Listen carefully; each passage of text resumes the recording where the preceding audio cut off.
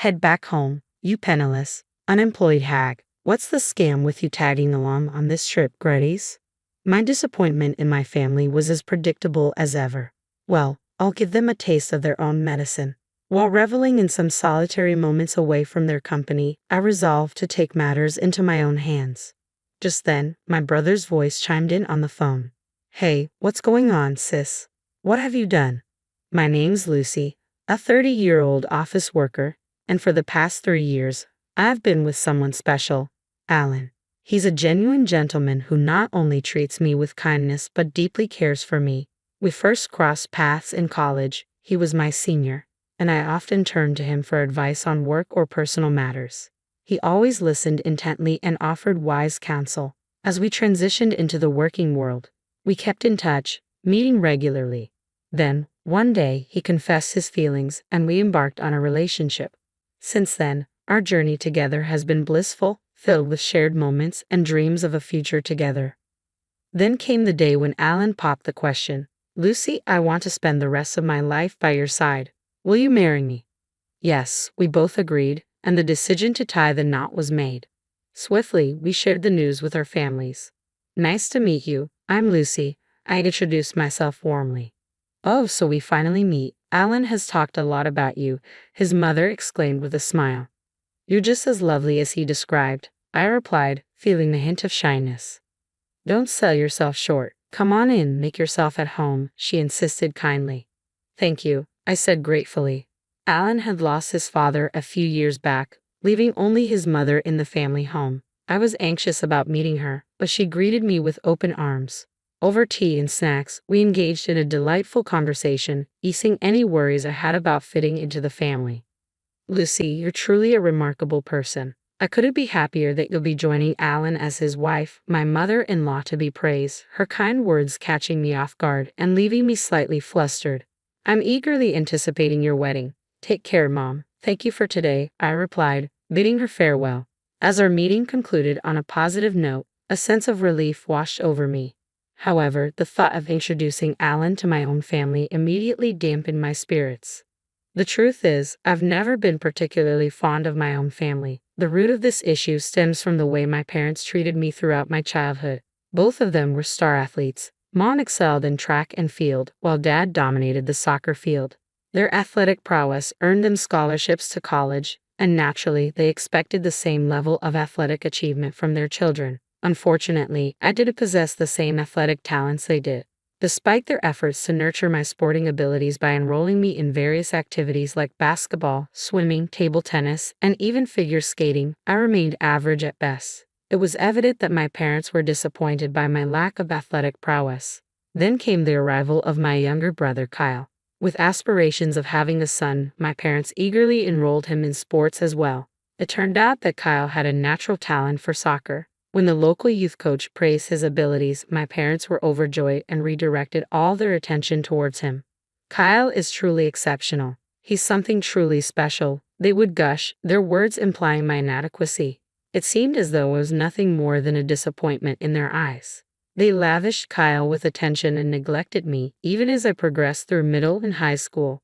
While I dedicated myself to my studies and excelled academically, they dismissed my achievements, claiming that academic success held no real value. When I expressed my desire to attend college, they brushed it off, citing financial constraints, so I relied on scholarships to pursue higher education. Meanwhile, Kyle continued to thrive in soccer, earning himself a scholarship to high school. My parents couldn't contain their excitement. He's destined for greatness. We'll do anything for Kyle. Growing up in the shadow of such adoration, Kyle began to look down on me.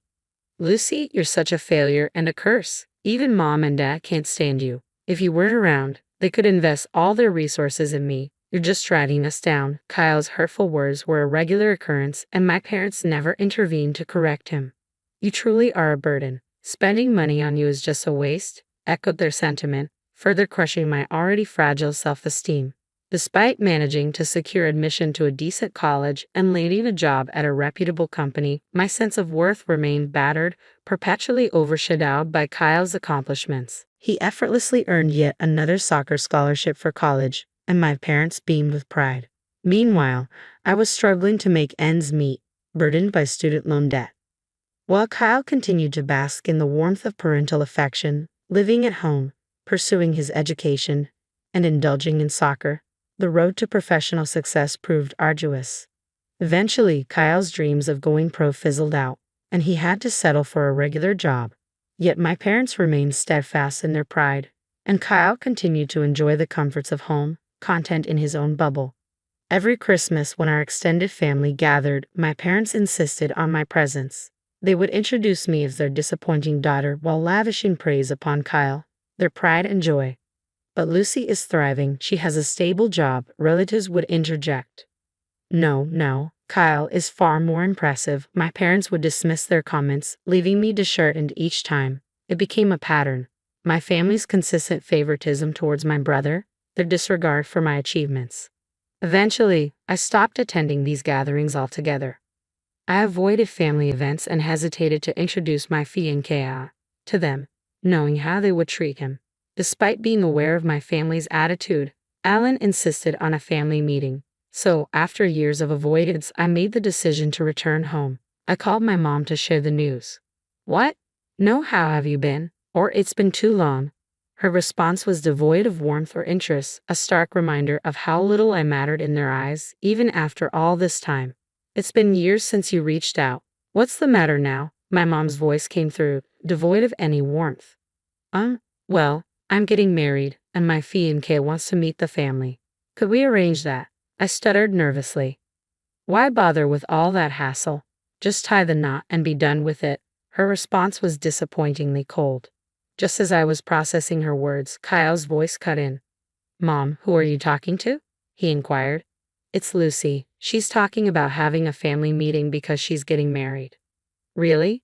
That sounds amusing. I'd love to see who this guy is. Let's invite them, Kyle chimed in, his tone dripping with sarcasm.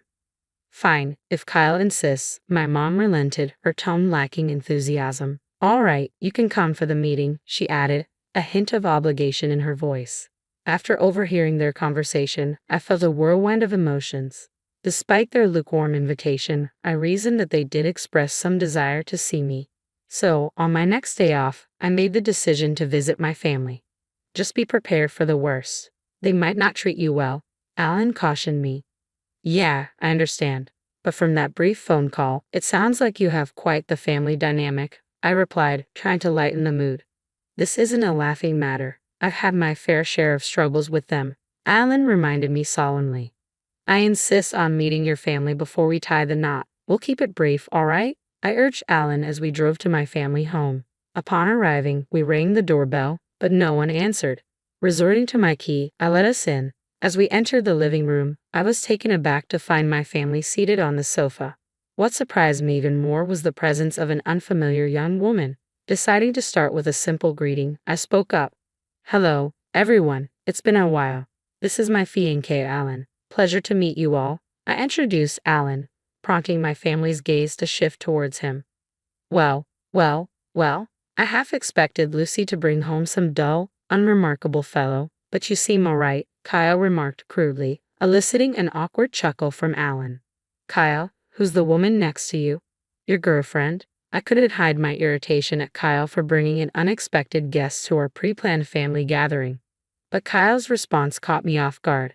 She's my wife, Mia. We've been living here since we got married. He dropped the bombshell casually. What? Wife? My eyes widened in disbelief. You got married. I was stunned, the news hitting me like a ton of bricks. Yeah, last year, Kyle confirmed, seemingly unfazed. I was left speechless, grappling with the realization that my own brother had tied the knot without even informing me. As I tried to process this revelation, my raised voice drew Mom's annoyance. You're too nosy. It's none of your business if Kyle got married, she snapped, brushing off my concerns. I felt a mix of hurt and betrayal. Dad then turned his attention to Alan, ignoring the tension in the room. I'm not particularly interested, but what do you do for a living? You're marrying Lucy, so it can't be anything impressive, but let's hear it, he remarked bluntly. Alan's calm demeanor contrasted sharply with my rising anger. As I clenched my fists in frustration, Alan gently restrained me, reminding me not to let their words get to me. I apologize for any rudeness. Here's my card, Alan said, extending his business card to Dad, who initially regarded it with little interest. However, his expression quickly changed. "You're a lawyer," Dad exclaimed, his eyes widening in surprise. Mom, Kyle, and Maya shared in the astonishment. "Wow, that's impressive. Elizabeth, prepare some tea for our guests, would you?" "I'll handle it," Dad declared, suddenly hospitable. "A real lawyer, how fascinating," he mused as the atmosphere in the room shifted. Alan couldn't help but be taken aback by the sudden change in attitude. "I never would have guessed Lucy's fiancé was a lawyer," Kyle remarked, echoing the sentiment shared by the others.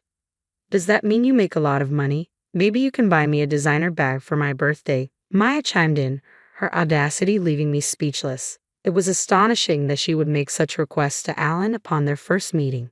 Nevertheless, Alan responded with a wry smile, handling the situation with grace. "Alan, you really shouldn't be saying such things to my fiancé, especially on our first meeting," Alan responded with a wry smile, addressing me as bold comments. "We're going to be family, so let's try to get along," Mom interjected, attempting to diffuse the tension. However, I couldn't shake off the sense of unease that lingered within me. As the families gathered for a joint meeting, both my parents and Kyle's family exhibited an unusual level of enthusiasm. Even my mother-in-law appeared somewhat taken aback by their fervor. Following the meeting, I took the opportunity to apologize to my mother-in-law, only to discover that Alan had already informed her of the incident. "Don't worry about it," she reassured me with a smile, instantly alleviating my concerns. It was a moment of relief, reaffirming my belief in her genuine kindness. 2 months later, Alan and I exchanged vows, with my previously indifferent family in attendance. Surprisingly, after the wedding, they began reaching out to us more frequently. "Why don't you and Alan join us for dinner sometime? We know this wonderful restaurant," Mom's voice would chirp over the phone. I couldn't shake the suspicion that they were eyeing Alan's money, given his profession as a lawyer. But I wasn't about to fall for their scheme. "We're tied up at the moment, so we can't commit to anything right now. We'll keep you posted when we're available," I replied, keeping my tone neutral. "Sure, we'll be eagerly waiting. We're flexible with our schedule," Mom responded, her enthusiasm palpable. I felt a surge of disgust. It was clear they were more interested in exploiting my marriage to a wealthy man than in building a genuine relationship with me. After maintaining distance for some time, Mom called again a few months later. "When are you and Alan going to join us for dinner, Lucy?" Mom's voice dripped with false sweetness, and I could practically feel her desperation through the phone. "Sorry, Mom, we're pretty swamped," I replied curtly, already contemplating ending the call. But before I could, she dropped a bombshell. "We're planning to celebrate my half-century birthday," she continued, her tone shifting slightly. "After all, your father and I did see you through high school. It wouldn't hurt to show a little gratitude." I could feel her frustration mounting, expecting us to start treating her differently. But deep down, I couldn't deny that she had a point. After all, my parents had supported me until I graduated college, even if I'd paid my own way through it. Perhaps it was time to show a bit of gratitude. As Mom hit the big 5-0, I relented. "All right, count us in for the celebration." "Really? That's fantastic.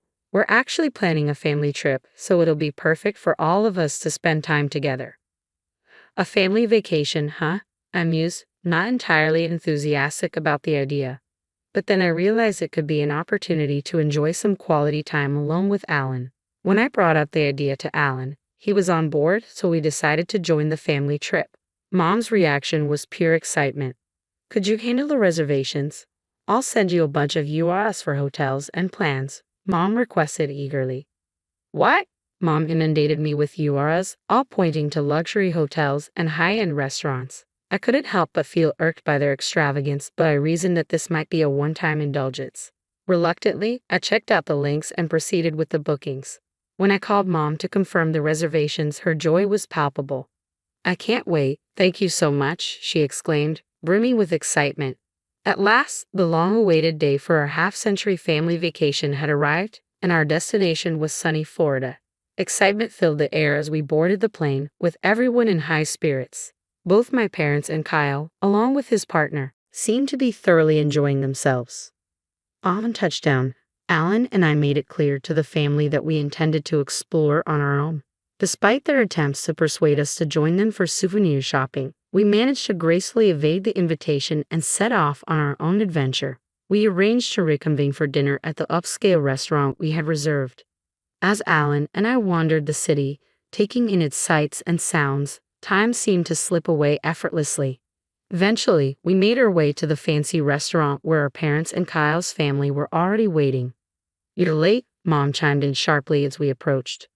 "Well, we still have 10 minutes until our reservation," Alan calmly pointed out. Suddenly, their demeanor shifted. "We were talking to you," Mom retorted curtly. "What? Our business is with Alan, not you." Mom's words cut through the air, her tone sharp and dismissive. "Thank you for covering the expenses for this lavish dinner and hotel stay," Dad added, his gratitude directed solely towards Alan. Alan looked bewildered, while Kyle and the others turned their attention to me. "You're finished here, Lucy. You don't deserve any of this. You're nothing but a burden," Kyle spat out angrily. "What are you even talking about?" I tried to reason, but their voices rose in unison. "Get out of here, you jobless loser. You have no place on this trip," they berated me, their words dripping with disdain. Disgusted by my family's treatment, I realized their intentions to exclude me from the beginning. So this is how it's going to be, I thought to myself, feeling a surge of determination. "You'll regret this." Without another word, I leaned in close to Alan and whispered, "Fine, I'll leave now." Our parents and Kyle's family looked smug as they entered the restaurant with Alan, I remarked bitterly. Quickly, I made alternate arrangements. Thankfully, a decent hotel had a last-minute cancellation, so I secured a room and checked in. Settling into a cozy lounge with a picturesque view, I indulged in a cup of coffee to soothe my frayed nerves. It wasn't long before Kyle's call interrupted my moment of peace. "What did you do, Lucy?" "Alan's gone." Kyle's voice sounded frantic. "I have no idea. You know Alan, he's usually clueless but sharp when it counts," I replied, trying to keep my tone steady. "Sure, but this is different. I told him I'm staying at another hotel, so he should join me," Kyle explained. "Whenever you're kidding, Kyle," I retorted, feeling a surge of irritation. Kyle abruptly ended the call, leaving me to ponder the situation. Soon after, Alan appeared at my hotel, a mischievous grin adorning his face. "Did it work? Were they mad?" I asked eagerly. "Yeah, they were furious. They're hopeless," Alan replied, shaking his head in disbelief. "You were going to foot the bill, and they still acted like that," I exclaimed incredulously. Even Alan was taken aback by their behavior. We brushed it off and decided to treat ourselves to a meal at the hotel's fancy restaurant. Returning to our room, we unwound and woke up feeling rejuvenated the next morning. Eager to explore, we embarked on a sightseeing adventure. Wanting to avoid traveling back with our parents, we opted to change our flight to an earlier one. While waiting for our flight, Mom's furious voice pierced through the phone. "Hello, what's going on? I thought you didn't require my assistance," I answered calmly. "What's the meaning of this? Why is the hotel bill due at checkout?" Mom demanded angrily. "That's how I made the reservation. Don't joke around," I replied, trying to maintain composure. "We can't afford $11,000 per person. If you're enjoying luxury, you should cover the expenses. Unless you want to end up in jail," Mom snapped back. "Stop it. You're so arrogant for a parasite," she spat out before ending the call. "You're the one who needs to stop. I had every intention of covering all the expenses for this trip as a gesture of gratitude for all the years you've supported me. But you ruined it by kicking me out," I asserted firmly. "Wait, you were going to pay for everything."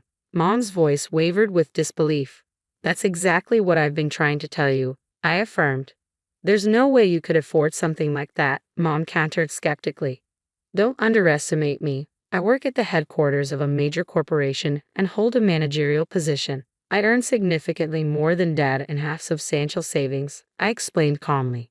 "Really?" Mom was left speechless, but at that point, it hardly mattered. I had made my decision to sever ties completely.